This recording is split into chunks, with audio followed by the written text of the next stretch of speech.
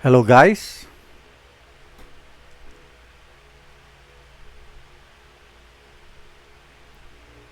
welcome po sa January 5, 2025 broadcast ng Sapol sa Serbisyo.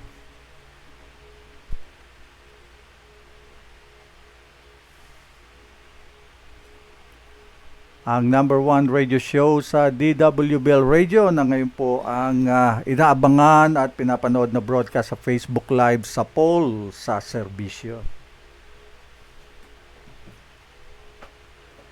Alas 5 po ng hapon hanggang alas 6:30 ng gabi, isang oras at kalahati po ng pagsasama natin sa Himpapawid para mapag-usapan ang mga issue na mahalaga po sa ating mga buhay.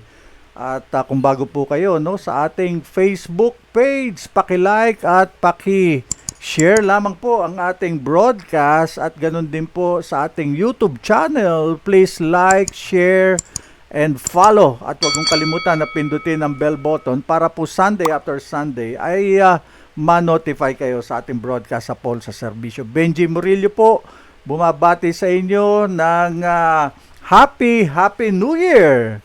Ito po ang first Sunday of the year ng ating broadcast sa Paul sa Serbisyo. January 5, 2024 broadcast. Muli po, Benji Murillo, nagpupugay po at bumabati ng isang bagong taon at pinagpalang bagong linggo sa ating lahat. At kung kayo po ay sabi nga natin ito ang unang linggo ng ating broadcast, unang linggo ng taon, unang linggo ng unang buwan ng 2025 January. Kumusta ho ba ang inyong naging New Year welcome? So, I hope lahat po ay nasa maayos na kalagayan at lalo na po yung salubong sa New Year, wala hong napinsala o na-aksidente man lang kahit sinong miyembro ng ating pamilya. At yun na nga po, ano ang mga gagawin?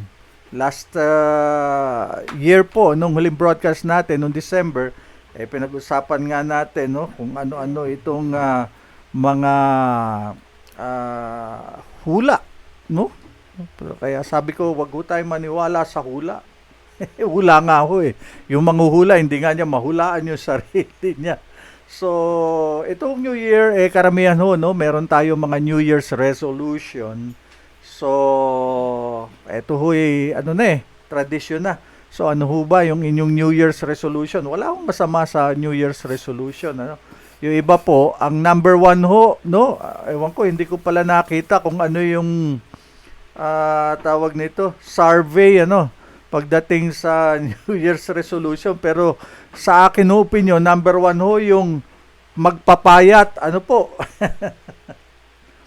Yun kasi sa dami ng nakain itong nakaraang December, palagay ko ang kailangan yung medyo numipis ang katawan. Yung iba naman ang plano nila ay mag-ayos ng mga gamit, lumang gamit, alisin, itapon na, palitan ng bago, yun yung maraming pambili siguro, o talagang may kakayanang bumili.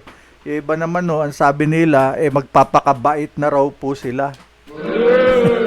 Ang tanong po kaya bang bumait? Kasi merong gustong bumait pero hindi magawa. So, kaya ang tanong natin, wala hong masama doon. Dapat lamang talagang magbago tayo. Yung iba naman gusto mag-alis ng bisyo, Yung mga nagsusugal, naninigarilyo, mga sobrang magbabarik ng alak, tama rin yun. Yung iba naman, ang sabi nila, ito na po yung panahon para sila ay magsipag at magpayaman. So, wala akong masama sa pagiging mayaman. Hindi ko pinagbabawal maging sa ating banal na kasulatan. Pero kung ikaw na magpapaalipin ka na sa pera, yan na ang kasalanan, Magiging Diyos mo na yung pera. At yun na nga po, marami na talagang maraming New Year's resolution pero nakita naman natin na along the way nabibigo po sa pagtupad ng New Year's resolution. Ang pinakamahirap pong isa yung magpa-sexy, magpapayat.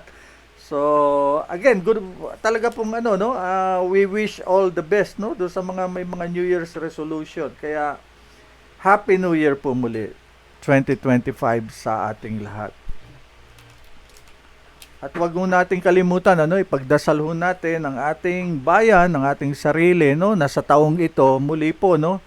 Nandyan yung mga malalakas na bagyo, tayo po ay nasa ring of fire no, ang lindol, ang bagyo. So hindi po kaya ng kahit anong human power ito, kahit sinong pinaka matitigas na presidente o prime minister o hari no sa mundong ito, hindi yung mapipigil itong mga trahedyang ito.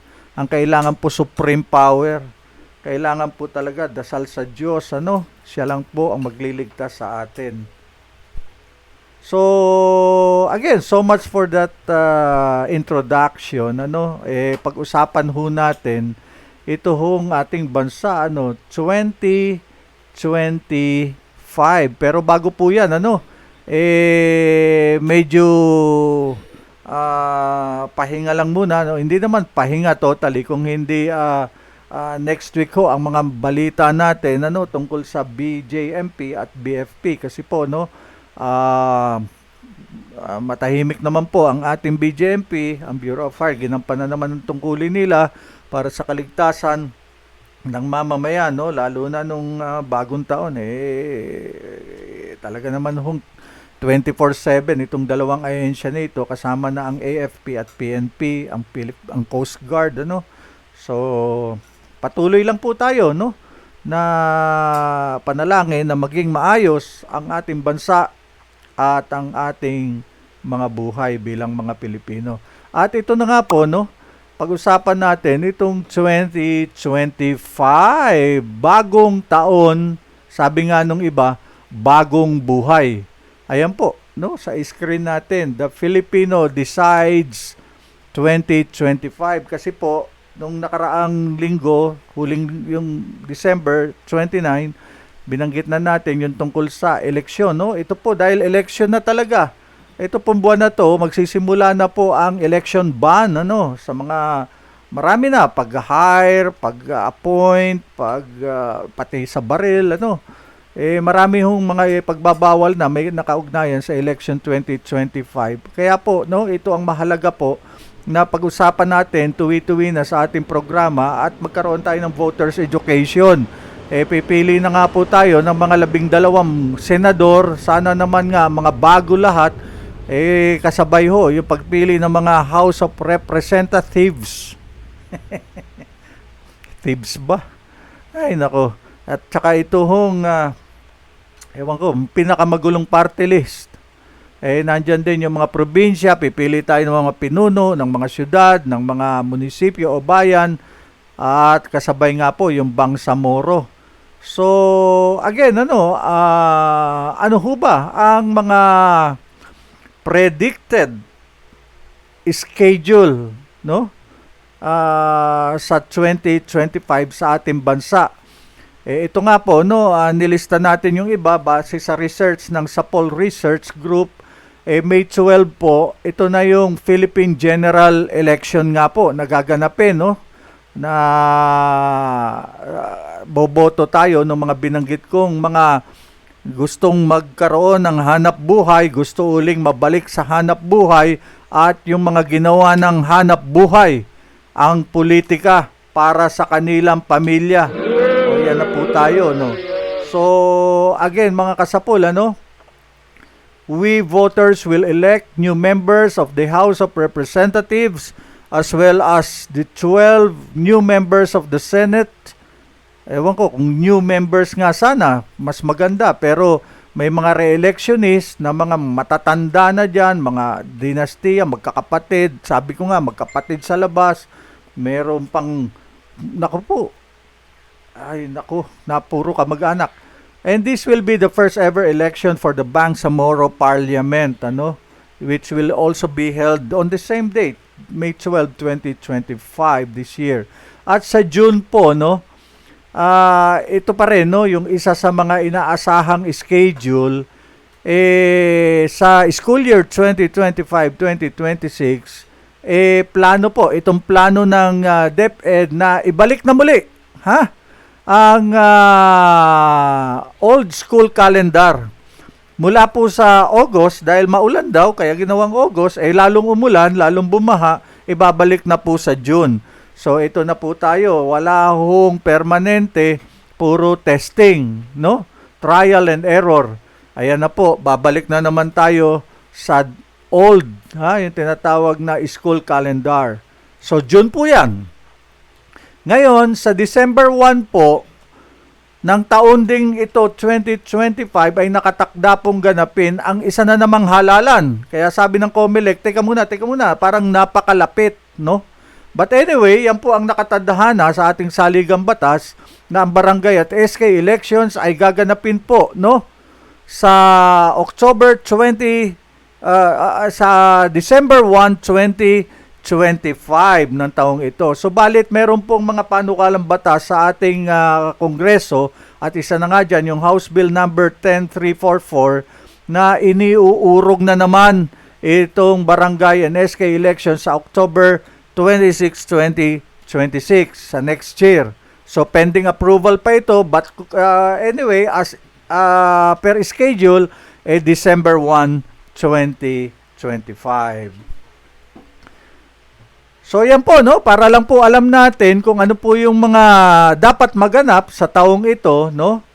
At yung election, depende pa po yan, yung barangay at SK nga, no? Kung pumasa yung mga batas na mungkahi dyan sa Kongreso at Senado.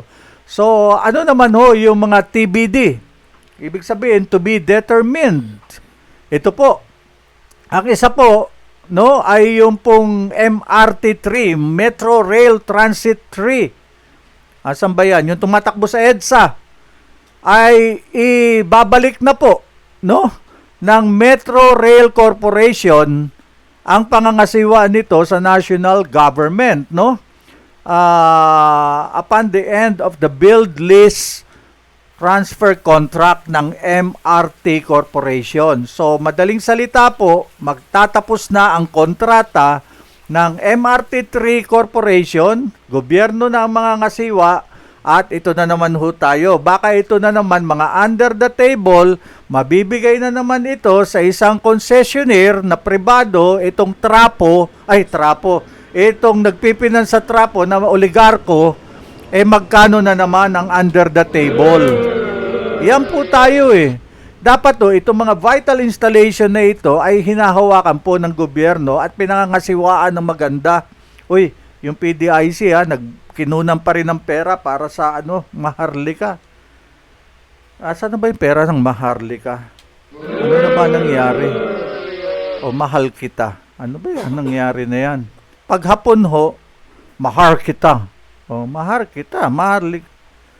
Ewan ko po, dapat transparent. At isa pa po, sa to be determined, ay ito pong MRT Line 7, ay magiging operational na po. Yung 12 istasyon na to, from North EDSA, Quezon City, hanggang Sacred Heart, Caloocan. So yan po, ang mga to be determined. At isa pa po, magkakaroon na po, tatakbo ang first solar-powered PodCar. Ito po isang uri ng transport systems in Southeast Asia. Kauna-unahan po sa Pilipinas mangyayari ito na magsisimula po ang operation sa Ilagan, Isabela. Yung PodCar po, pagka nakita po ninyo, parang cubicle ito. Ang kasya po rito siguro 6, 8 hanggang 10 tao. May rail din po ito. So ito po napakaganda nito dahil first ever PodCar sa buong Southeast Asia. Well, siguro ito ang antayin natin. At ano pa ang mga kaganapang inaantay natin? Ito pong Pagadian City, sa Zamboanga del Sur, yung pong status niya of being a city as highly urbanized city will be determined pending a plebiscite in accordance with Presidential Proclamation number 1247. So abangan din po natin yan, lalo kayo ng mga taga-Pagadian. Nakarating po ako dyan, napakaganda po dyan. Wag ho kayo maniwala pag sinabing Mindanao, sa laki ng Mindanao, magulo. Hindi po. Ang Pagadian, napakaganda. Pati beach nila dyan, maganda. So, hintayin po natin yan. At ang isa pa, yung pong television industry po sa ating bansa, no, particularly sa Metro Manila, no, ay lilipat na po from analog, no, kasi yan po yung atin, analog broadcast, magmamigrate na po siya into digital TV. Oh, maganda po yan. Welcome, development. Kasi po, ito 2 years behind na po itong schedule na ito. So, inaasahan sa taong ito, makukumpleto, Metro Manila, at magkakaroon din ng complete migration across the country. Ang plano po is this to be achieved within this year, 2025. So again, no, yan po yung mga inaasahan natin na magaganap, no, para sa taong itong 2025. So ayan po, no, kaya maganda po na tayo may ugnayan dito sa atin sa Sapul para po malaman, no, ito po ang tungkulin namin, ito po ang duty namin sa media, maipaalam po sa taong bayan ang mga magaganap, no, sa ating bansa. Hindi lang po yung naganap o nagaganap pa, kundi pati ito future ito, no, future development. At ito pa po, no, kung gusto nyo maghanda para ho sa mga bakasyon, ito na po, pag-usapan natin yung mga holidays po sa 2025. Noong po kasing August ng 2024 last year, ang Senado po ay diniskurso po, no, nabawasan daw, minungkahi ng ilang senador, ang mga holiday po sa ating bansa para mapalakas daw po ang produksyon, no?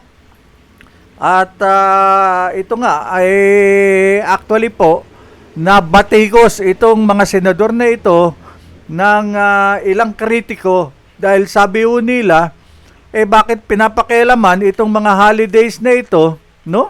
Including the holidays of different cities and municipalities as well as provinces, no? Samantalang itong Senado, madalas nagbabakasyon, ng haba pa ng bakasyon, pati Kongreso. At saka 4-day session lang sila. Hindi naman nagpupunta doon sa mga legislative offices. Pasarap daw. Yung iba, nagpupunta pa sa abroad. Naku po, junket ba ito? Naku po, talaga naman. Kaya sabi ko sa inyo, kayo, ayusin na natin itong pagboto natin. Kaya yan ang galit ng mga pinuna ng mga kritiko. Naloko na. Ito na naman tayo. Kaya nga po, no, nung pong October 31, 2024, ang pambansang pamahalaan po ay naglabas po, no, ng mga listahan ng mga holidays at non-working holidays po, no, sa ating bansa.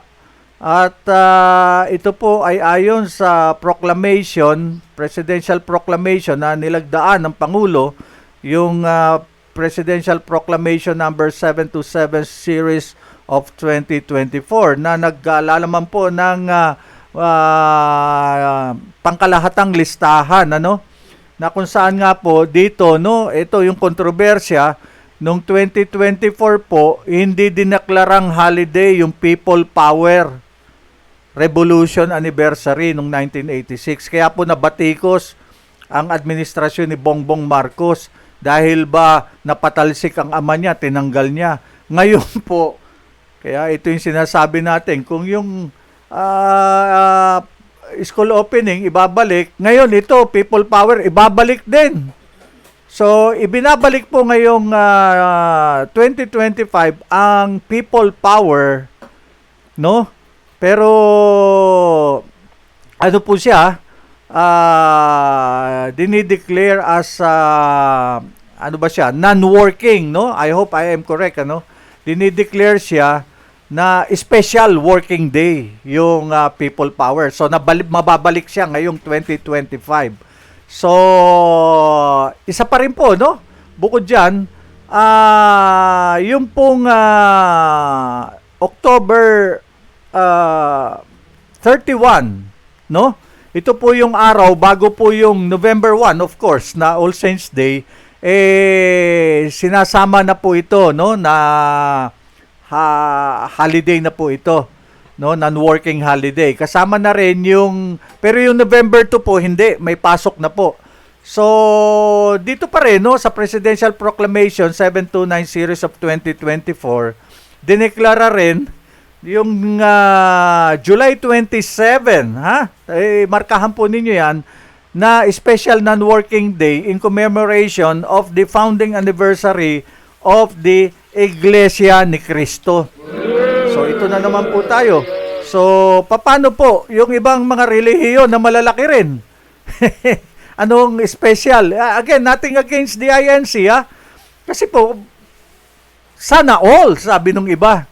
Ito na tayo. Kaya tuloy yung mga senador, makukulit din gustong magbawas So again, July 27, expect na po ninyo, special non-working because of the founding anniversary of the Iglesia ni Cristo. So again, ano po ba yung mga regular holiday? Ito na po tayo. Of course, yung nakaraan po, January 1, 2025, New Year's Day po yan. So, holiday. Ang susunod na holiday po, April 9. Yan po yung Day of Valor or Araw ng Kagitingan. So, maganda po, no? Tingnan ninyo. Ako po, hindi ko pa nakita kung yan ay babagsak o it will fall on a long weekend. So, tingnan ninyo. Pero ito po ang tsak na long weekend. Yung April 17 po, Monday, Thursday. At yung April 18, Good Friday. So, syempre, may Sabado at Linggo, Linggo ng Pagkabuhay. So, 4 na araw po yan, ha? Ngayon, yung May 1, regular holiday din yan, Labor Day. Of course, June 12, Independence Day. August 25, birthday ko po yun, kaya holiday, birthday ni Sapul. National Heroes Day. Naku, napaka-bless ko naman. Yung birthday ko, National Heroes Day. Tingnan mo nga naman. At yung November 30, kagaya po nung nakaraang taon, Bonifacio Day yan. At syempre, yung ating mahalagang araw, Christmas Day, 25 ng December. At December 30, of course, Rizal Day. Muli. 129 na anibersaryo ng kamatayan ni Gat Jose Rizal yan sa taong ito. O nga, no? Sa 2027 pala, 130 years na. At ito po, no, yung petsa po ng regular holiday para sa Eid al-Fitr, to be announced pa po yan, no? Depende po yan sa, meron silang sinusunod dyan At ganun din yung Eid al-Adha, to be announced pa rin po yan. So, abangan po yan. Baka long weekend yan.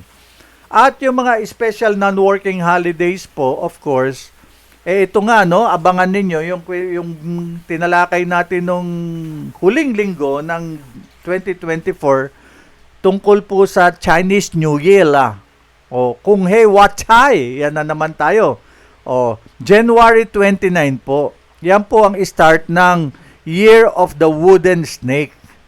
So ngayon po, hindi pa ho ito yung Year of the Wooden Snake. It will start on January 29 and it will end on February of 2027. So yan po para malinaw kung wachai mga Chinese. At sa April 19 po, yun nga, kasama yan, Monday, Thursday, Good Friday, Black Saturday. Kasi po, yung mga private, minsan may pasok po yan ng Sabado.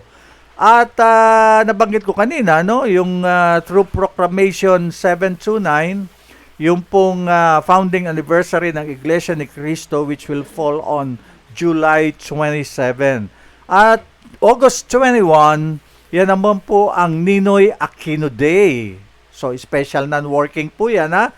At October 31, yan po yung All Saints Eve na binanggit ko kanina, non-working. November 1, of course, All Saints Day. At yung December 8 po ay Feast of the Immaculate Conception.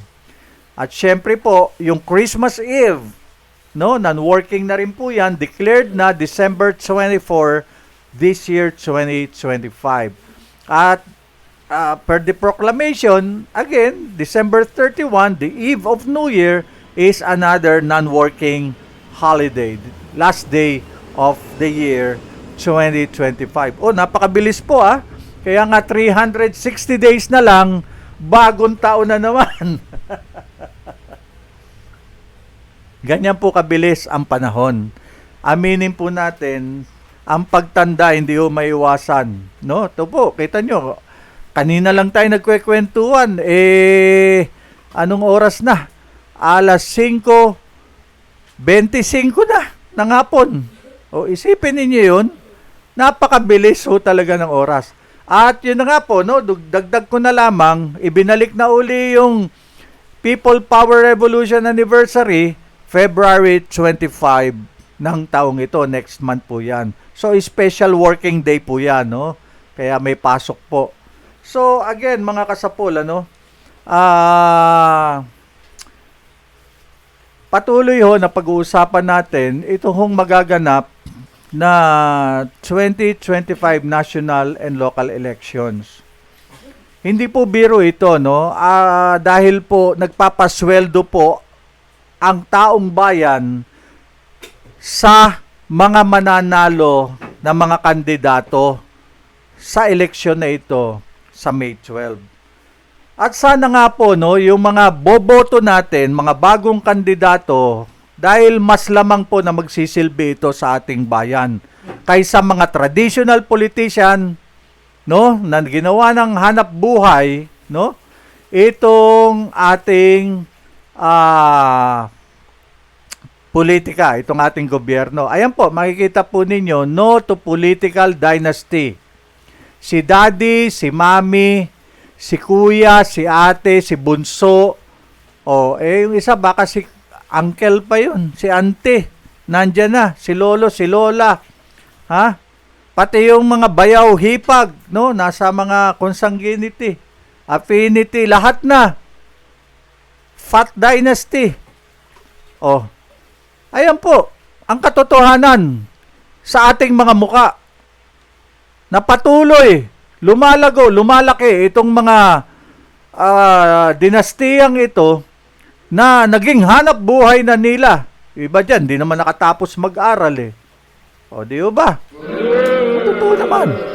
So ngayon, na nangyayari, binibigyan nyo pa sila ng pagkakataon na nakawan.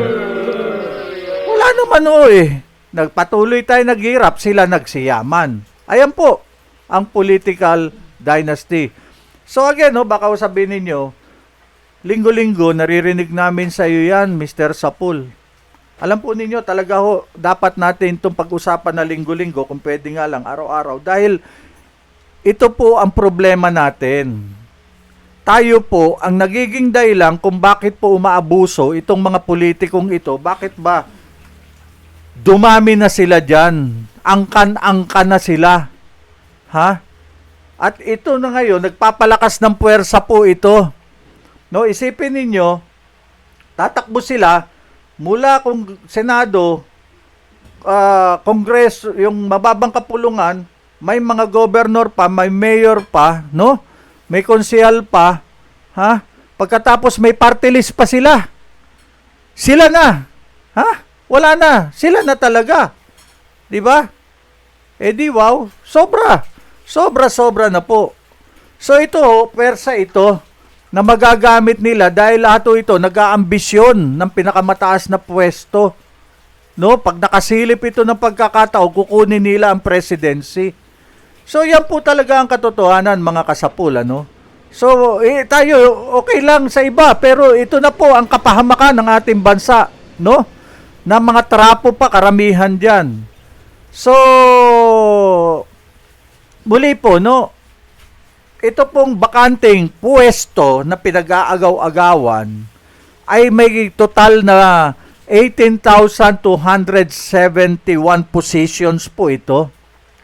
From Senate to City and Municipal Council. Isipin po ninyo itong sisweldohan natin. 18,271 na kung mga dinastiya to, full litigian itong iboboto nyo, hindi leader. Leader ang kailangan natin, hindi po politiko. Politiko ito eh.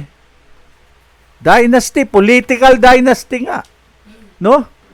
Kung ito po ang iboboto natin, karamihan dyan, wala pang mga trabaho, at yung mga umaasang mabalik lang sa trabaho nila, hindi po paglilingkod sa bayan ang maibibigay nitong mga ito. Bayad ang aabuti natin dito. Paglilingkod sa bayad. At sabi ko nga nakaraan po ito yung mga kita ninyo. Yan yung mga nakikita ninyo sa telebisyon. Ang daming pera. Maya-maya yung mga commercial nila. Pati sa radyo, maririnig nyo. Pati sa social media, pati yung mga tarpaulin nila na naglalaki, nagdami-dami kahit saan kayo umikot. Saan galing ang mga salapi nitong mga ito? Sa corruption? Sa pera ng mga oligarko? Kawawa po. Talaga, we should level the playing field. Sinong gagawa niyan? Tayo pong mga botante. Ang bigyan natin ng pagkakataon, yung mga kawawang maliliit na kandidato na hindi naman nagnanakaw ng pera, ngayon lang nila ipapakita ang husay nila at walang utang na loob sa mga oligarko. Yung mga sobrang yamang mga negosyante na nagpipinance ng mga kandidato para proteksyonan yung kanilang mga negosyo at makakuha pa ng negosyo sa gobyerno. Alamin ninyo, sino yung malalaking minahan? Sige, sinong mga politiko yan? Totoo lang. Bakit nakukuha yung mga kontrata sa gobyerno? Sa totoo lang. Di ba? Ngayon, mga kasapul, mag-isip-isip na kayo. Ngayon pa lang, tingnan nyo na yung listahan ng mga kandidato. Dahil sa susunod na mga programa natin, yan po ang ang ating ibabahagi sa inyo. Ang eleksyon po ang pinakamalaking paraan po ng pangbubudol ng mga trapo at itong mga membro ng lumalaki pa at tumatabang mga political dynasty sa ating mga taong bayan, lalo na po doon sa masa, no? Nagamit po yung mga badaya, mapanlinlang, at mga maduming paraan ng kampanya gamit ang mga salapi ng mga financier nilang mga oligarko at mga kunyari, no, mga ayuda na binibigay sa inyo. Kala nyo ba na ibigay lahat? Nakupitan pa kayo di ba? Wag ho tayong umasa sa ayuda dahil ang ginagawa po ng ayuda, ito pong mga, wag po kayong magagalit sa akin, pero sa katotohanan po, umaasa ang bayan, no, sa bigay. Ang dapat nilang ibigay sa atin, tanggalin, sinabi ko na ito noong December tanggalin nila yung mga contractual sa gobyerno at sa pribadong sektor, no, at magpasa ng batas na kailangan maging regular mga employees yung kanilang mga empleyado. Kayo, na mga nagtatrabaho sa, hindi ko nabanggitin, yung malalaking mga shopping mall, sige, kailan kayo na permanente? Yung mga gwardiya, Kaya nga po kayo ang apektado, no? Yung mga nasa laylayan ng lipunan, kayo ang bumoto ng tama. Iboto nyo yung mga bagong kandidato. Tingnan nyo, suriin ninyo. Kilatisin nyo yung mga bagong kandidato, mahuhusay yan, no? Hindi tayo, ang binubuo po ng ayuda ay kultura po ng katamaran, ng pagsandal, na maging dependent tayo sa konting kakarampot na perang binibigay nila, pero hindi natin alam magkano ang nananakaw dyan sa bilyong-bilyong pera na yan. Bakit ayaw nilang iwanan yan? Nagagamit pa nila sa pamumulitika. Kung walang pinagkakaperahan dyan, hindi nagagamitin yan. So, sana naman matuto tayo ng tamang pagpili ng mga kandidato sa balota natin sa May 12, 2025 elections, no? Para po talaga mabigyan na natin ng tsansang mabago itong gobyerno. Hindi po ito babaguhin ng mga nakaupo ngayon.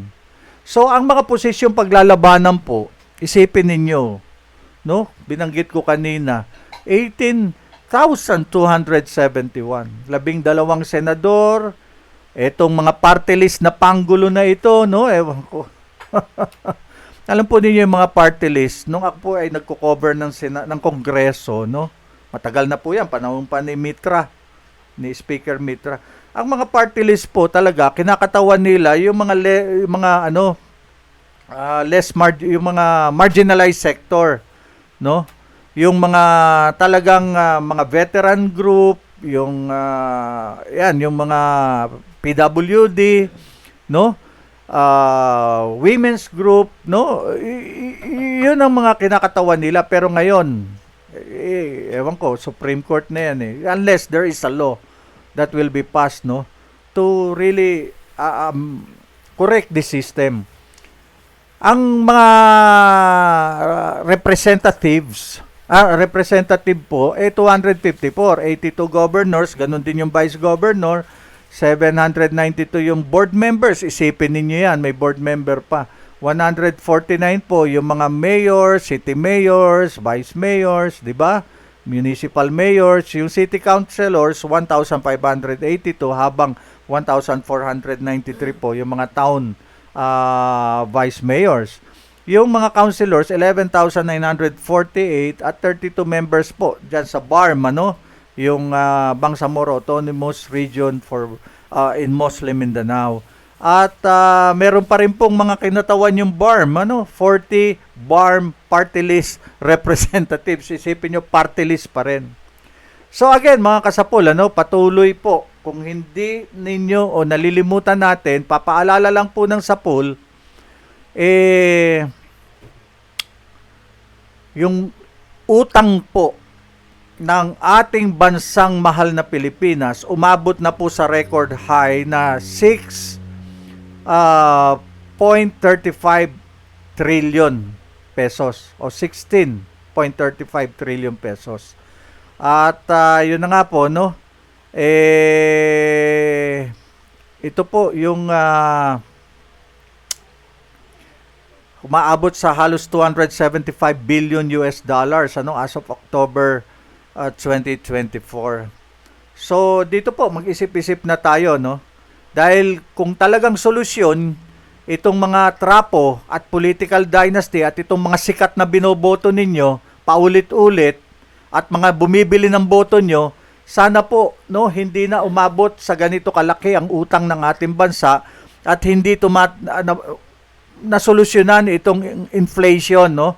Pagtaas ng bilihin, pagtaas ng matrikula, pagtaas ng pamasahe, hindi ba kayo umaaray? Pagtaas ng serbisyo, no? Lahat na po tumaas na. Yung materyales sa mga construction. So ito po ang problema ng mga maling pagpili natin ng mga kandidato. Sana po sa pagboto natin, dito po, no, sa pagpili ng kandidato sa May 12 national local election, isipin na po natin ang katotohanan ito na lubog na po tayo ng husto sa utang dahil sa mga trapo at mga dinastiyang ito na mga pangsarili lang, ang mga they're not serving the people, they're serving themselves, ano. 6 na dekada na po na nagpapasasa ang mga dinastiyang ito sa ating bansa. Mga maling leader po na binoboto tuwing, sabi ko nga po, hangalan ang nangyayari, hindi halalan. So sana po, no, makita na po nating lahat, tayo po na binigyan ng kapangyarihang sagrado na ito ng ating saligang batas, no? Ang katotohanang kontrolado po at pinamumunuan ng ating bansa, ang ating gobyerno ng iilang pamilya politika lamang. Pamilya. Clan ito. Ang tawag ko nga rito, kabal. 5 pangulo na po ng ating bansa ang mula sa political dynasty. Yan po, Estrada, Arroyo, Macapagal Arroyo, Aquino, Duterte, at ngayon yung Marcos. Hindi po mapapasubalian ito. Again, nothing against these names and these people. On record po yan. Nagahari din yung mga Romualdez. pagdating sa mga Leyte, Tacloban. O yan, yung mga political clan dyan. Clan, dynasty. Yung Villar, yung Aguilar, sa Las Piñas. At sa Senado, makita nyo, babalik pa yung isang Villar, papalitan ng isang Villar. Ano na ba talaga ito? Sa Makati, puro Binay. Hindi po tayo, wala po tayo personal dito, pero mismong sila po, alam nila, no? Na ito ay katotohanan dahil kahit i-google nyo, sa Mandaluyong, nandyan yung Abalos. Pag pinunta mo naman yung Cavite, may Remulla na, may Rebilla pa, may Abaya pa. Political clan din sila. No? Batangas, nandyan yung Recto. Tatakbo, mag-iina. Naman. Pagdating ng Quezon Province, nandyan yung mga Tan. Pagpunta mo na Isabela, naku, ito, panahon pa po ng matandang Marcos yung mga D. Oh, pati Albano, andyan. Sa Bicol, Villapuerte, Mag-aama. When you go to Lanao, nandyan yung mga Alonto, Dimaporo. Matagal na rin po yan, panahon pa ni Marcos yan. Maguindanao, there is Ampatuan. Aurora, pag sinabi Aurora, kilala yung mga Angara. Quezon City, Belmonte, makita mo. Ha? Hindi lang Belmonte, ang dami pa dyan. Pasay, Calixto. Mag-ina pa yata yung tatakbong mayor, vice mayor. Ano ba ito? Sa Rizal, Inares. At kung saan-saan pa. Hindi ba tayo ewan ko po, no, sa inyo. Kaya nga ho, ito na, pinapakita natin. At sabi ko, ito, base po ito sa datos, hindi po iniimbento ni Sapol. Ang nagpapasama pa po, no, due to affinity or relationship by marriage, nagkakasagpi-sagpi pa po yung iba-ibang mga dinastiyang pamilya. Lalong lumalawak, lalong lumalaki ang alyansa, kaya lumalaki ang mga lugar na pinaghaharian at kapangyarihan. Kaya kung makikita po ninyo, no, baka hindi lang ninyo napapansin, nagkakaroon na po ng contest, no? Napalakihan ng mga dinastiya ang mga politiko natin sa Pilipinas. Kasi po, ito yung magbabangga-bangga pagdating po ng panahon ng 2028. Mas malaking dinastiya, mas malaki ang tsansa na makakuha ng maraming boto at makuha ang presidency. So ano ho ba ang pinaplano nito? Ito ba'y serbisyo sa bayan o serbisyo sa bayan? So again, maganda ho. Ito nasasabi natin. So, paniwala po kasi ang mga tao sa ayuda. Pera ang pinamumudmod, pagkain, medical assistance, yung IX, etc. Nampipila ka, mangungutang na loob ka sa mga politiko para mabigyan ka nung, anong tawag nun? Nung medical assistance, merong exact term doon. No? Para mabigyan ka ng pansamantalang hanap buhay, ito na naman tayo, dapat permanente ang ino-offer ng gobyerno, kagaya ng AKAP, na actually po, may mag-anak ako nandyan. Pero sa totoo lang, matatawa kayo dahil sasabihin nila, picture, magwawalis, may dalang sako. Alam po ninyo, hindi na kailangan yan. Ang kailangan, turuan yung tao maglinis ng lugar niya. Disiplina yan. Isipin nyo, 26.7 billion 2024 budget para lang sa AKAP. Ang dami nga hong hindi makapag-aral. Alam po ninyo, mismanage talaga. Maling mga programa. Ang kailangan, trabahong permanente. Huwag ho kayo umasa. Yung AKAP na yan, paminsan-minsan lang, palakasan pa. Paano yung iba? Permanenteng mga trabaho po, mga kasapulang kailangan ng taong bayan para umasenso po ng tuluyan ang buhay ng bawat pamilya. Hindi po ang pakunwaring mga ayuda, gaya ng AKAP, na isang effective political scheme po ng mga kandidato na paniwalain ng bayan sa unsustained growth. Epektibong conspiracy po ito para makuha po ng mga kandidatong ito ang simpatya ng masa na parang sila na ang Diyos nila, sila ang nagbibigay sa kanila ng pera ng kabuhayan. Kaya ang resulta po, for the past 60 years, bumao na po sa ugat ng political dynasty dito sa ating bansa. Nag-ugat na po sila. Lumawak pa, lumaki pa, nag-alya-alyansa pa, nagkaasa-asawa pa. So bakit po patuloy itong nangyayari? Ang pagboto, no, sa mga bulero, sa mga peke, at mga actually sablay na leader ng ating bansa. Hindi leader politiko. Kasi yung leader po, they will lead us, no, to development of our nation. Pero ito po, mga maling leader ito. So ano ho yung mga dahilan? Sabi po sa research, ang number 1 po talagang problema, political dynasty. Yan po ang pinag-aralan ng mga matatalino, no, ng mga researcher, no. Yung 60 taon na namamayani po at mas lumaki pa nga po at naging garapal pa sa pagdami itong political dynasty na ito. Ito ho ang problema, no, ng kahirapan ng bansa natin, ng bad governance. Pati budget, mali.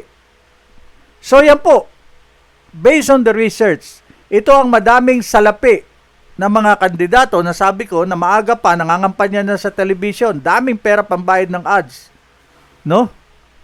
Kaya po, no, walang nangyayari, no? Umaasa ang tao sa halip magkaroon ng permanenteng trabaho, ginagawa nililimos-limusan.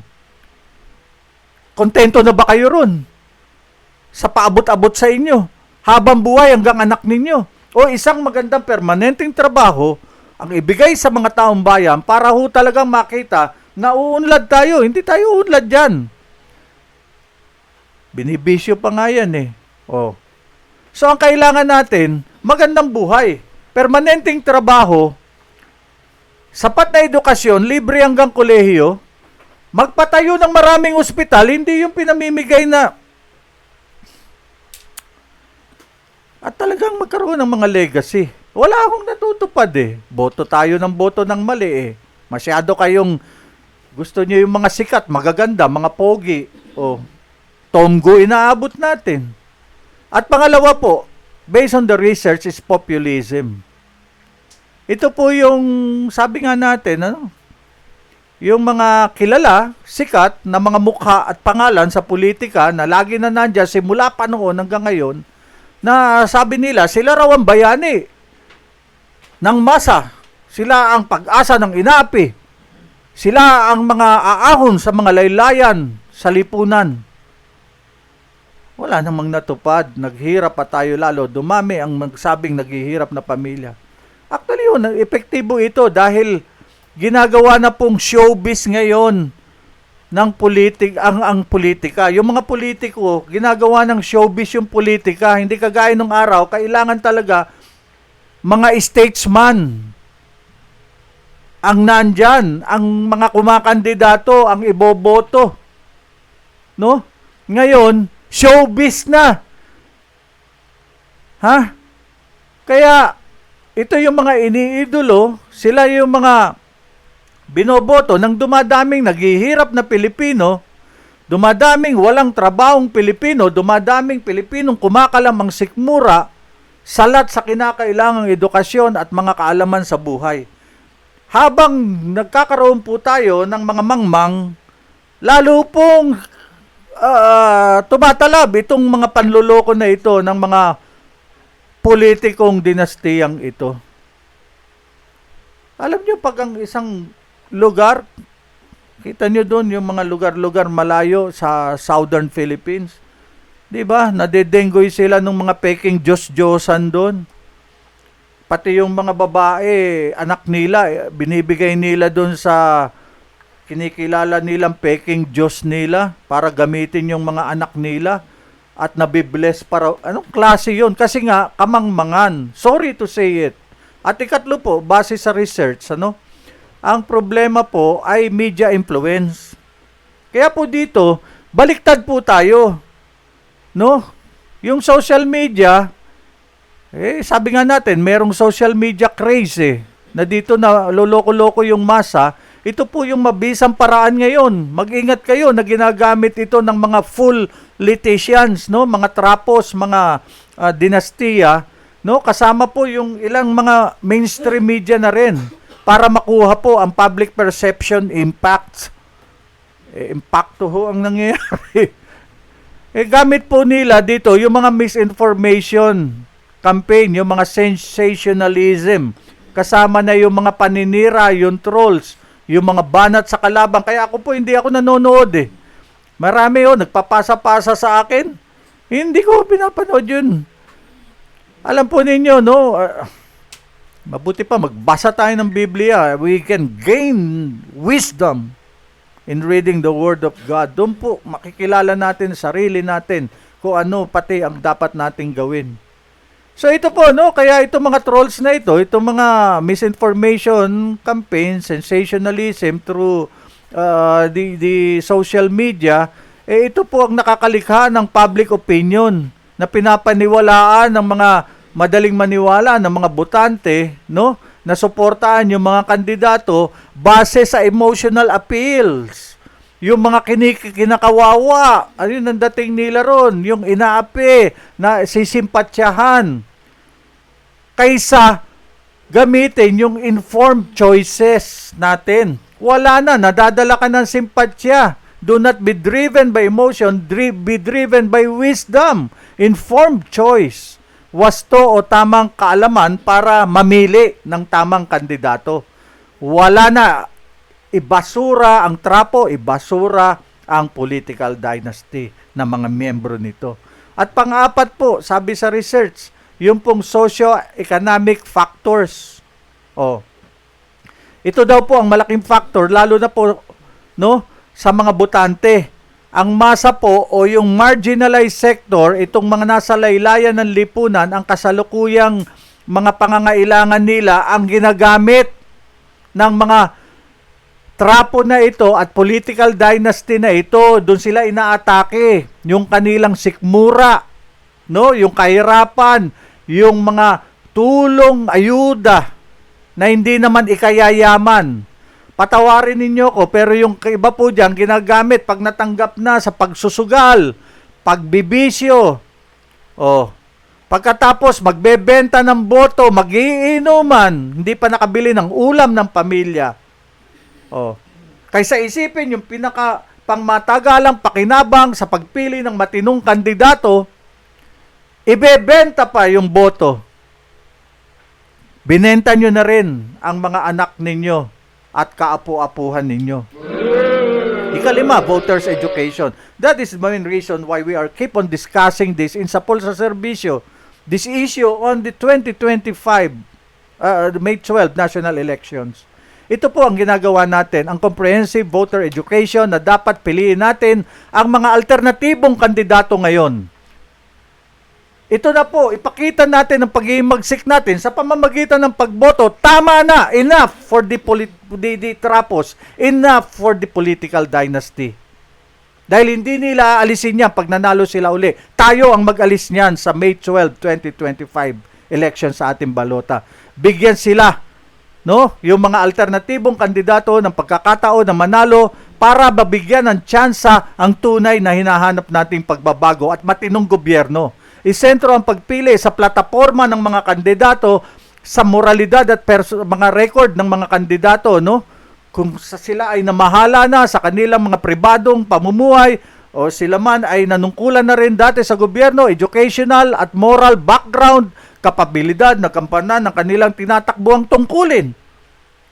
Yun po ang importante. Nararapat ba sila? Qualified ba sila? Hindi yung qualified. Hindi popularidad, hindi vote buying. Kagaya sa Northern Samar, umaabot hanggang 10,000 ang pagbili ng boto. Nakakahiya. No?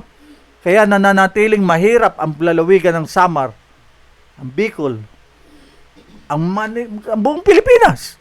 Kasi nagbebenta kayo ng boto. Ika-6 na factor, yung cultural factor. Ito ay dahil sa personal ties o yung community loyalty. Kahit hindi qualified, binoboto. No? Kasi kamag-anak, kasi nagbigay yan ng pera sa amin nung may sakit kami. Alam po ninyo, kahit kapatid ko yan, diretsahan po ako. Totoo, ganyan ang prinsipyo ko. Kahit pa magulang ko yan, kung kawatan yan, di ko iboboto. Honest. Seriously. No way. Magkakaaway lang tayo pag pinilit nyo kung iboto ko kayo. And last factor, yung pong corruption and governance issue. Ito na po yun. Ito ang maling pananaw o kondisyon ng isipan ng mga botante na wala. Sabi nila, wala na tayong magagawa, hindi na magbabago ang ating bansa. Wala nang solusyon ang korap na sistema ng gobyerno. Kaya iboboto na lang namin kung sinong gusto namin, yung nagbibigay sa amin ng pera, namimili ng boto, yung mga sikat, yung mga dynasty, yung mga trapo. Sa halip na itong mga alternatibong kandidato na humaharap sa atin para bigyan ng tsansa ang ating bansa. May integridad, mas kwalipikado sa mga posisyong tinatakbuhan kaysa itong naghanap buhay ng mga political dynasty na ito at mga trapo. So ito po yun, corruption and governance issue. Dahil nga kampi-kampi sila na yung nasa Senado, sila pa nasa Kongreso, kamag-anak pa nila nasa palasyo. Again wala akong binabanggit na pangalan dito. Ito yung katotohanan lamang.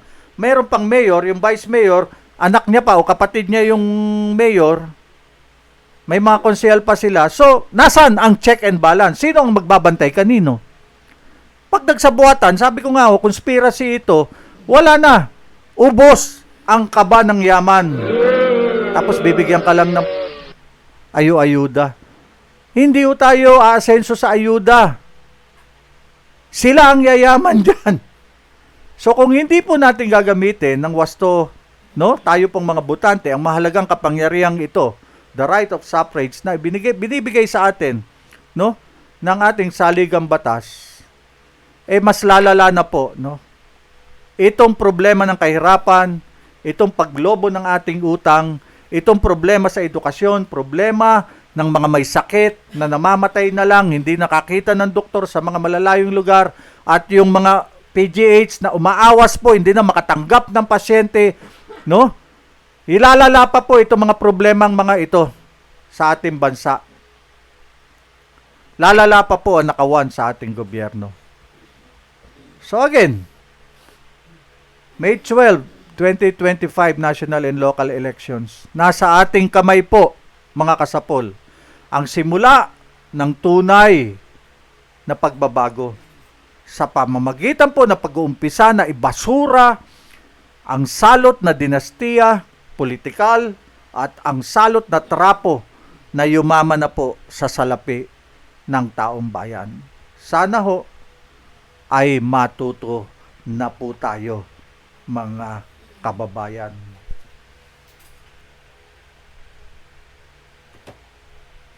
At sana nga po nanonood po at binabati natin si Heidi Ramos Alcantara, Baby Maristela, Ferdinand Mangoba, Major Von Ferdinand Nicasio sa Canada, Ate Miles at Kuya Romy Nunag sa Los Angeles, California, Alma Pagulayan at Paring George, at si Ate Mel at Lara Lintao, siyempre number 1, Buddy and Angie Lopez, Dol Marco at Ariel Galang, mga batchmate ko po ito. Broadcaster Paul Bulilan ng Visayan Media Association, RV Castro, isa rin pong broadcaster, si Father Filimon, Colonel John Gary Lunas, City Engineer Narciso Narsing Yamat, at Ricardo Dialino, diyan po sa may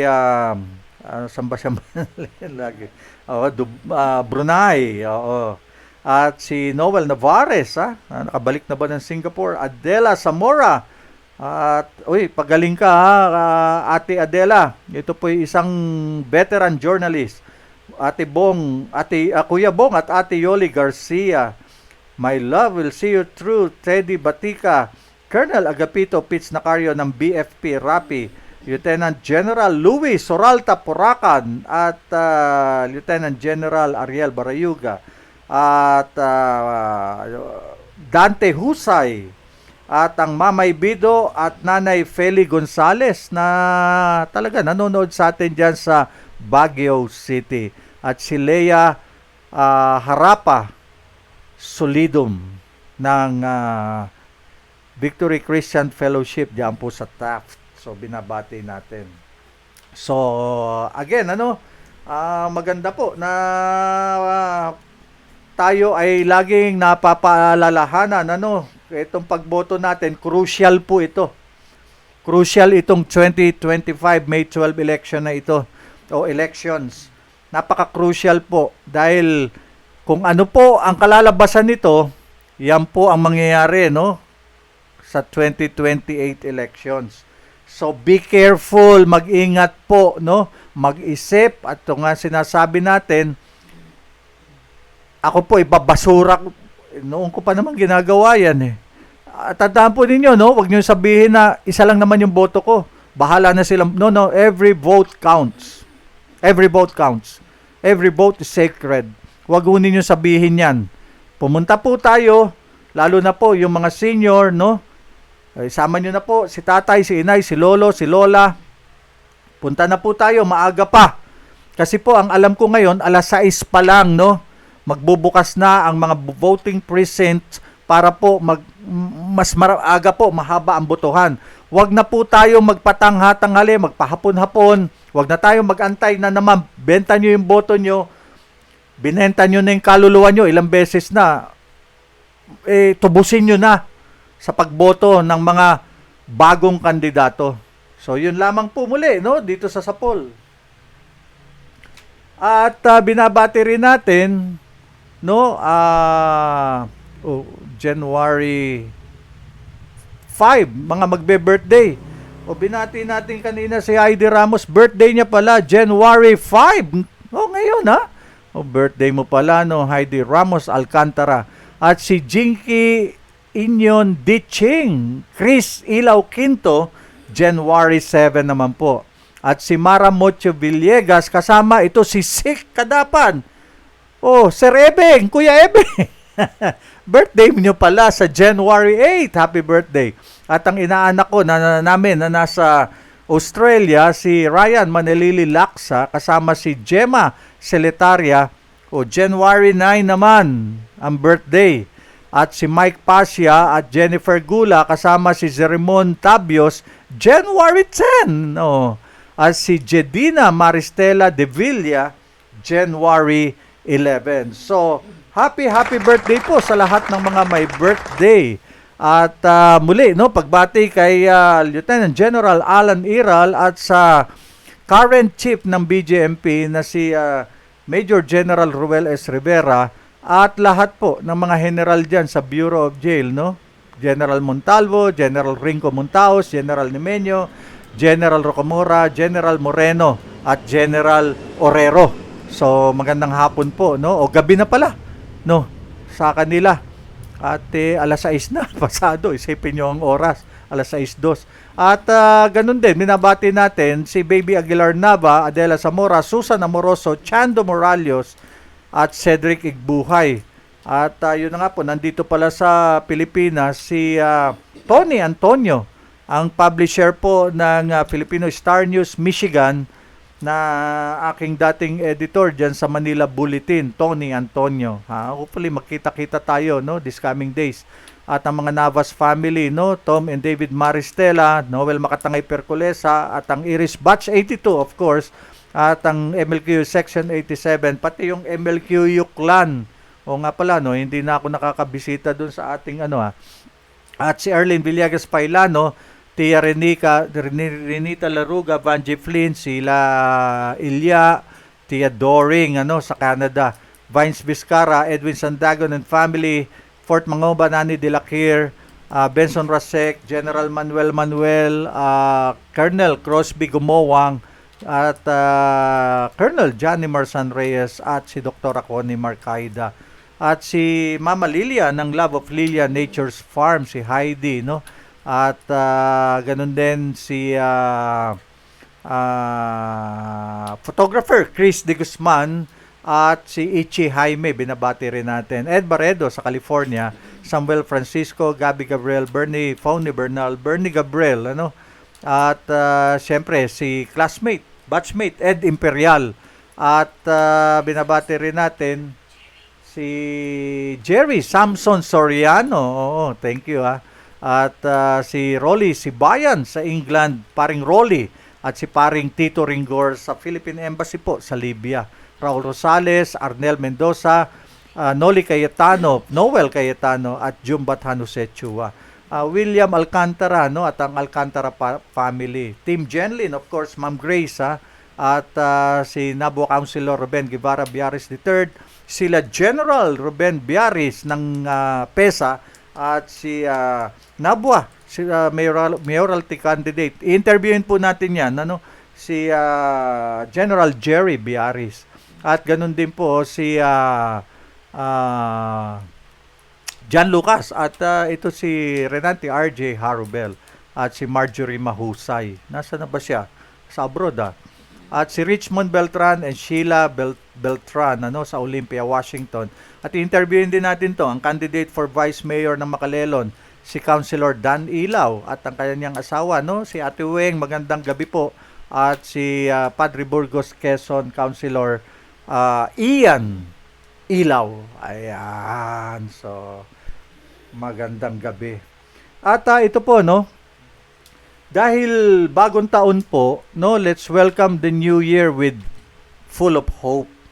At ito po, no, I would like to share this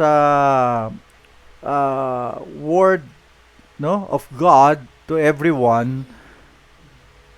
Dahil tama-tama po ito, no, sa pagsalubong natin. Actually, nasalubong na natin ang bagong taon, pero bagong-bago pa po ang taon, no. 5 araw pa lang siya, no. Kaya po, I believe New Year is also one of the best times in life to embrace hope. So, ito pong pagbubukas po ng bagong taon ay tamang panahon din po ito para buksan po ang bagong kabanata po sa ating mga buhay. Ayan, pag-uusapan po natin yung eleksyon, bagong kabanata ng buhay natin. Bigyan po natin ng bagong chapter ang ating buhay, ang ating bansa sa pagdating ng May 12, 2025 election sa bagong mga kandidato. Kaya nga po bago Kung luma, wala hong pagbabago. So tanggapin po natin, no, ang lahat ng posibilidad ng bukas po sa ating kalooban para isipin kung ano ang dapat nating baguhin po sa ating buhay para sa kaayusan po ng higit sa lahat, ano, para sa kaluwalhatian po ng ating Panginoon Diyos. Ito po ang isa sa mga tamang simula ang bagong taon, no? Sinasabi po, no, sa 2 Corinthians chapter 5 verse 17, ang sabi po doon, therefore, if anyone is in Christ, he is a new creation. The old has passed away. Behold, the new has come. So this is a very fitting message in welcoming the new year. Sabi ko nga, ito po ang tamang panahon para po mabago ang ating sarili. Gaano man ho kadilim, gaano man kalungkot ang iiwanan nating nakaraan para po sa ating transformation. Ang magandang balita po ay mas magagawa natin ito ng tama at matagumpay sa pagiging tagasunod po natin ng ating Panginoong Hesukristo. Ang Kristo na sinabi po natin nung nakaraang mga broadcast natin na siya po yung Pasko. Siya po yung nag-aalis ng ating mga kasalanan at nagbibigay po ng bagong buhay. Yun po yung buhay na walang hanggan. Napakasarap pong regalo yun. Sana nung Pasko tinanggap na natin. But anyway, bawat araw po ng buhay natin, bawat gising, no? Ito po'y bagong pag-asa sa atin. Kapag ipinagkaloob po natin ang ating pananampalataya sa Panginoong Hesus, iiwanan na po natin ang nakaraan. Yung nakaraang puno ng kasalanan at kamalian, at ito na po haharapin natin ang bagong buhay, ang bagong ikaw na nilinis ka na ng Panginoon. So ito po ang maganda nating gawin in welcoming the new year. Transformation through our Lord Jesus Christ. In Jeremiah chapter 29 verse 11, ito po, isang magandang verse po ito sa Bible. Nasabi po dito, "For I know the plans I have for you, declares the Lord. Plans for welfare and not for evil, to give you a future and a hope." Ito na po, baka man mabuti po na iplano natin itong bagong taon na ito, ilagay din po natin sa ating isipan na may kanyang mas mabuting plano po ang Diyos sa ating buhay. Mas tiyak po itong plano ng Diyos kaysa mga plans A and B po natin na pinaplano natin. Dapat ang plano natin attuned to the plan and will of God. Huwag po tayo mangamba sa mga tatahakin po nating landas sa pagsunod po sa pagbabago ng buhay natin ito sa ating pagsunod sa Diyos, no? Dahil gagabayan ka po tayong lahat ng Panginoon Diyos, ng makapangyarihang Diyos sa pagtahak po sa pagbabagong ito. In Isaiah chapter 43 verses 18 to 19, it says there, "Remember not the former things, nor consider the things of old. Behold, I am a new thing. Now it springs forth. Do you not perceive it? I will make a way in the wilderness and rivers in the desert." Itabi na po natin ang nakaraang buhay natin. Itakwil na po natin yung makasalanang pamumuhay natin, yung mga kamalian, yung mga pinagdadaanan natin, mga pigati, pagsisisi, na nagpapahirap lang po sa atin. Welcome and embrace God in this New Year 2025. Tanggapin ang ibinibigay na paraan at bagong buhay po sa pamamagitan po ng ating Panginoong Hesukristo. At ganun din po, sa Matthew chapter 7 verse 7, sinasabi po, "Ask and it will be given to you. Seek and you will find. Knock and the door will be opened to you." Kaya wag po kayong matakot, no? Kausapin po ninyo ang Diyos. Lubos po ninyo siyang kausapin, no? Na dahil lubos niya po kayong maunawaan, dahil lubos niya po kayong nakikilala, at lubos po ang pagmamahal walang hanggan ng Diyos sa atin. Makapangyarihan po ang paghingi ng pagpapala sa Diyos sa pamamagitan po ng ating mga panalangin. Yun po ang pinakamahalaga. Kaya anuman po ang inyong plano na mga pagbabago sa buhay at iba pa pong plano ngayong bagong taong ito, umasa po na dinidinig po ng Diyos ang inyong mga dasal. Hindi po niya tayo iiwanan, kasama po natin siya sa kanyang pamamaraan. Sabi ko nga po, meron tayong plan A, meron pa tayong plan B, but the plan of God is the best plan for us. Perfect and pleasing will. At sa Lamentations po, chapter 3 verses 22 to 23, sinasabi naman po doon, "Certainly the faithful love of the Lord hasn't ended." Wow! Certainly God's compassion isn't through. They are renewed every morning. Great is your faithfulness. Sa mga araw po na akala natin, no, na hindi tayo nadidinig ng Diyos, alalahanin po natin na siya po ay palaging nandito lang. Hindi kailanman umaalis, lumalayo ang Diyos. Omnipresent God. Para po sa panibagong araw, panibagong oportunidad at iba pa pong mga himala na kailangan natin. Palaging nandyan po ang kanyang pagsinta, ang kanyang simpatya sa atin araw-araw. Compassion. Kaya sa pagdilat po ng ating mga mata, sa ating paggising, bagong araw na po yan. No? Sana po manariwang muli ang katiyakang ikaw, lalo na humihingi ng awa sa Diyos, ay pinagpala na ng Diyos. Yung pong tanggapin nyo lang yung Panginoong Hesus, yun na po ang pinakamalaking pagpapala ng inyong buhay at pinakamagandang desisyon na gagawin nyo sa inyong buhay. Hindi po yung desisyon na pumasok ka sa politika, hindi yung desisyon na pumasok ka sa negosyo, hindi yung desisyon na makipag boyfriend ka, mag-asawa ka, hindi yung desisyon na itong kurso na to kukunin ko. The best decision that any man can do is the decision to accept Jesus Christ as his Lord and Savior.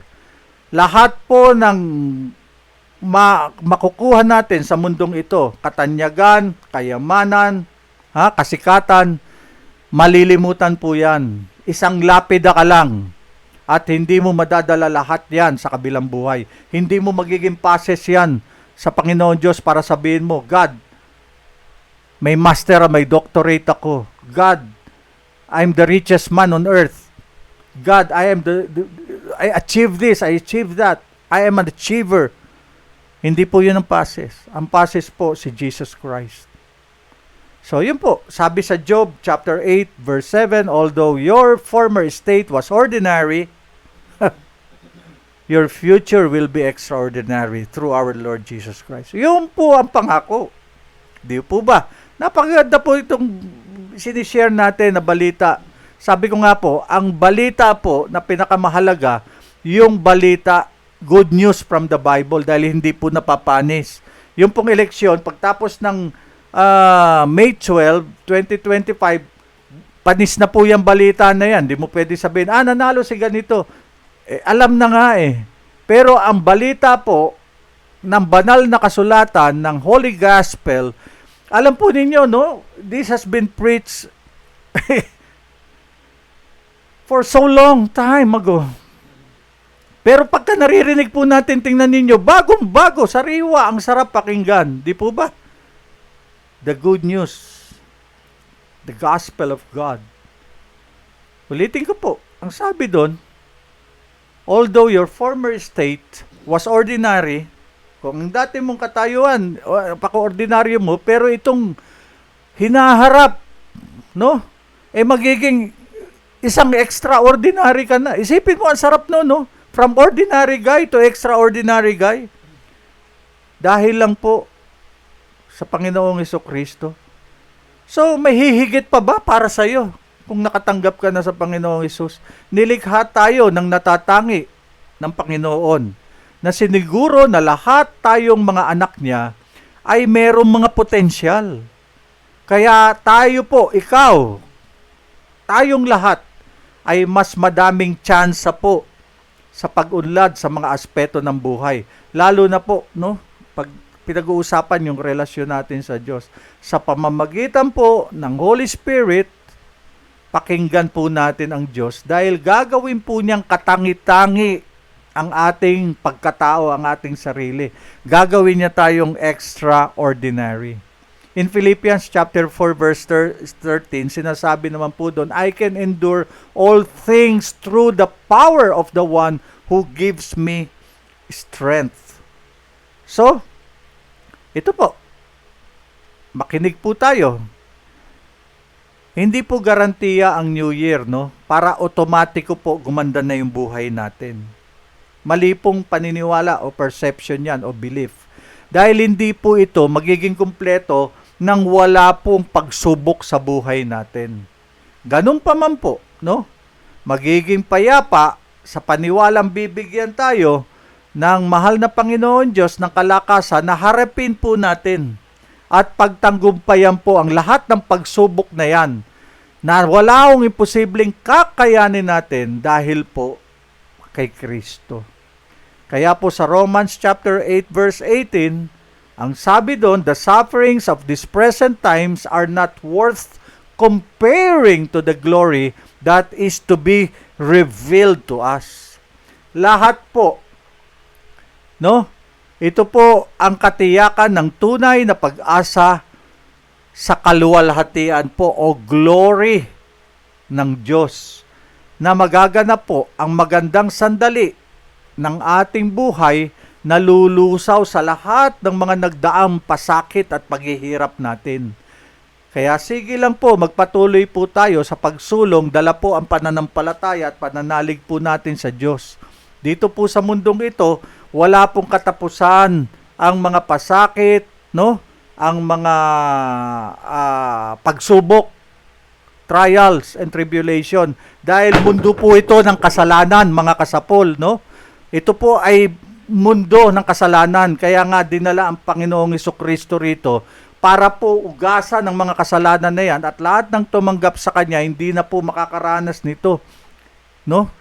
Sa buhay na walang hanggan. Yun lang pong mga tumanggap. So, ganun din po sa Ecclesiastes chapter 3 verse 11. Sinasabi po ron, He has made everything beautiful in His time. Wow, napakaganda po nito. Gaya po ng mga bulaklak, darating din po yung panahon ng ating pagsibol at pamumukadkad sa pananampalataya sa Diyos. Itinadhana na po ng Diyos ang tamang panahon, yung best timing para sa atin. Yung po ang kailangang sundin natin. Yung timing ng Diyos, hindi yung timing natin. Kaya kausapin po natin ang Diyos through the Holy Spirit. Manalig po tayo na lahat ng ninanais nating tagumpay sa buhay, darating po ito sa pinakaposibleng oras at lugar. Baka nga po sa taong ito, maganap itong mga ito sa atin. No? At another verse. Sabi po sa Philippians chapter 1 verse 6, being confident of this, that He who began a good work in you will carry it on completion until the day of Christ Jesus. Hindi ka po bibitinin ng Diyos. Maniwala po kayo. Hindi po kayo bibitinin ng mahal na Panginoon Diyos, ng dakilang I am, the great I am. Kahit sa mga panahong inaakala mong walang mangyayari, manalig ka lang. Yun po ang mahalaga. Be in faith. Keep in faith, no? Dahil kumikilos po ang Diyos kahit natutulog ka sa iyong buhay. Manalig sa iyong matibay na relasyon sa Panginoong Hesukristo na hindi Kanya pababayaan magpakailanman. Nagpakapako na nga siya sa krus. Ano pang patunay? Nabuhay na siya magmuli para patunayang siya ay Diyos. No? Kaya ito po ang tipan ng Panginoon sa atin. This is the Lord's covenant with us na tinatawag niyang mga anak niya na tumanggap sa Panginoong Hesus. Kaya mga kasapol, no, ito pong 2025, nawa po, no, ang mga salitang ito ng Panginoong Diyos, ng ating the great I am, ng Jehovah Rapha, ay magbigay po sa atin lahat ng hindi po natitinag na pag-asa, hope. Yakapin po ang bawat araw, hawak ang mga pampatibay loob, at pangakong kailanman ay kaya po nating harapin ang bukas dahil hindi po tayo nag-iisa. At ang kasama po natin, ang dakilang lumikha, ang Diyos Ama, na siya po, sa kanyang kapangyarihan, nilikha niya ang sanlibutan. Again, mga kasapul, isang puno ng pag-asa, no? Na bagong taon po sa inyong lahat, sa ating lahat, na bagong taon ng pagbabago, bagong taon ng pag-asa sa pangalan ng ating Panginoong Hesus. So purihin po ang ating Diyos, no? Praise God Almighty.